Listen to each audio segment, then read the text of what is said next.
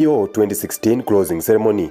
At the highest spot on the podium stood Kenya's biggest sporting export, Eliud Kipchoge. After 12 years of chasing, he had finally added Olympic gold medalist to his many titles.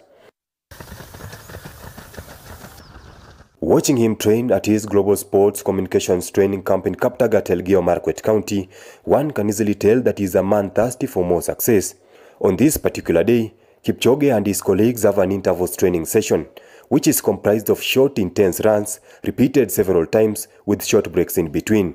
He says this part of training is very crucial. When you see an athlete running, it's not about going to the road and choke. It has a lot of components. It has a lot of systems what you need to do in order for you to be fit enough to compete with the rest of the world. For the world marathon record holder, Tokyo is a bigger mission than just defending his title. I trust you all will be well.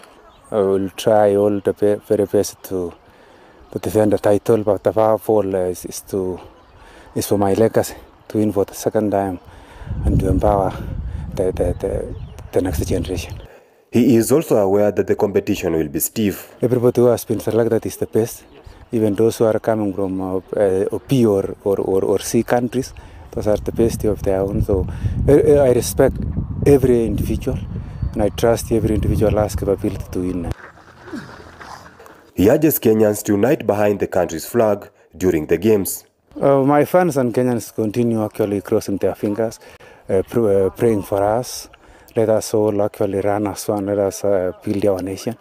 Kipchoge made his Olympics debut at the Athens Games back in 2004. He was only 20 years old. He won a bronze medal in the 5,000 meters race. He would later improve it to silver in 2008 during the Beijing Games. He did not qualify for the 2012 London Olympics and switched to marathon the following year. Tokyo Olympics will be his fourth Olympics appearance. First Olympic experience was in 2004 in the home of Olympics, that's in Athens in Greece. I was still new in sport and going to the high peak competition, seeing a lot of journalists in the press after winning the bronze medal. So it's although a keen experience, but it was like a big thing for me. But the second, that's in 2008, is when I was really in control because I had experience from the first one. Blistering acceleration of pace. Eliud Kipchoge won the Rio Olympics with a margin of 70 seconds, which is the largest since the 1972 Olympics.